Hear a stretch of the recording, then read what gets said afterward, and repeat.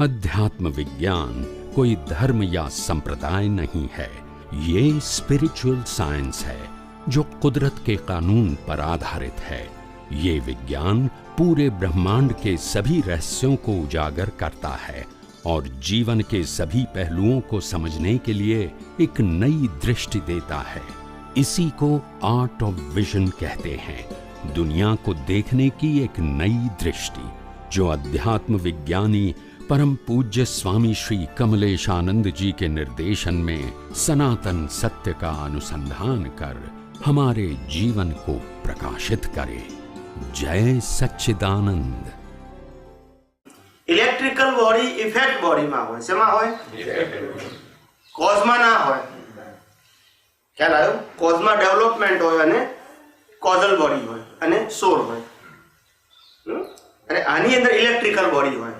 Electrical body ए शुं छे तो के आ बॉडी ने एक्टिव राखवा माटेनो भाग छे। એટલે આ શરીર તમારું ગરમ હોય, ડાયજેસ્ટિંગ સિસ્ટમ, બ્રેન બધું પરફેક્ટ ચાલે એ ઇલેક્ટ્રિકલ બોડી ને કારણે। શેના કારણે? અને ભાઈ જતા રહે એ શું કે શરીર ઠંડુ પડી ગયું, કે શું કહે છે? ઠંડુ પડી ગયું। તો ઇલેક્ટ્રિક ક્યાં જતું રહ્યું? ઇલેક્ટ્રિકલ બોડી સાથે આવે આપણે વાર્તામાં લખેલું હશે।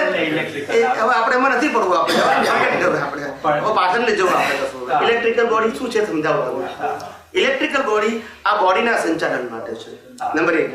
નંબર 2, ઇલેક્ટ્રિકલ બોડી છે એ ઇલેક્ટ્રિકલ બોડી કોણે હોય?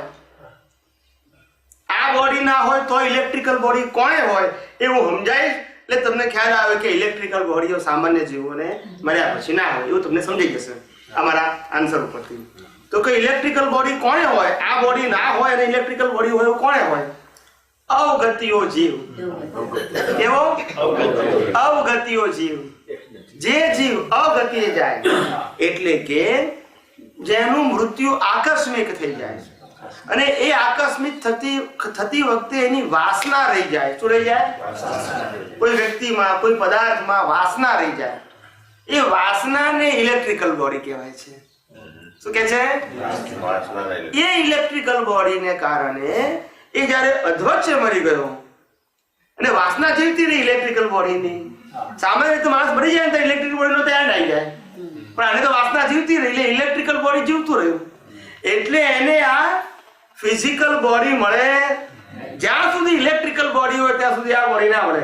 આ બોડી મળ્યા પછી ઇલેક્ટ્રિકલ બોડી મળે ને, પણ ઇલેક્ટ્રિકલ બોડી હોય તો આ બોડી ના મળે। એટલે આ ઇલેક્ટ્રિકલ બોડી ના હોવા છતાં આપણી જેમ ઇલેક્ટ્રિકલ બોડી હોવાથી આપણને ભૂખ લાગે, તરસ લાગે, થાક લાગે, ઊંઘ લાગે, એવું પેલાને બધું લાગે વિધાઉટ બોડી। એટલે જેની સાથે ઋણાનુબંધ હોય એમાં એ પેસી જાય। એ ખાય અને સંતોષ થાય, એ ઊંઘી જાય એને સંતોષ થાય, કારણ કે એનું પોતાનું બોડી આ રેન્ટલ બોડી છે। કેવું છે? ભાડે લીધેલું શરીર, રેન્ટલ બોડી, ભાડે લીધેલું શરીર છે। એટલે જ્યાં સુધી ઇલેક્ટ્રિકલ બોડી હોય, જ્યાં સુધી ઇલેક્ટ્રિકલ બોડી સંપૂર્ણ ખલાસ ન થાય ત્યાં સુધી એનો રીબર્થ ના થાય, એટલે એને માતાની યોની ના મળે। શું ના મળે? એટલે આવી રીતે જેની સાથે હિસાબ હોય એમાં પહેરી જાય ને એની ભૂખ, તરસ, ઊંઘ બધું પૂરું કરી નાખે।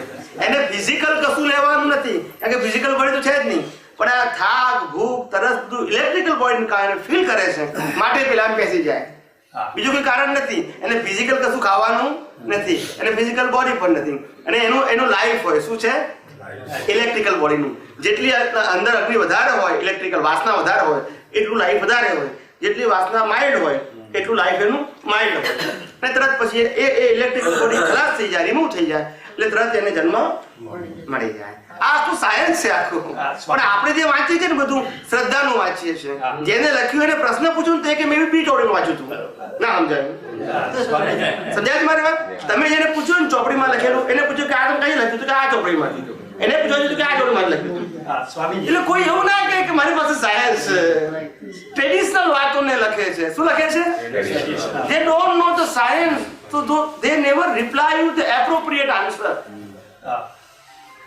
તો સ્વામીજી જ્યારે એમનું મૃત્યુ થાય છે અને તેવું એ જ કાળે એનું ત્યાં યોનિમાં તરત જ બતાય on the spot. હવે ગર્ભનું ડેવલપમેન્ટ ઇલેક્ટ્રિક બોડી જોઈએ ને ગર્ભનું એક આ ડેવલપમેન્ટ અંદર એન્ટર થયા પછી આવે ઈ પછી આવે પછી આવે.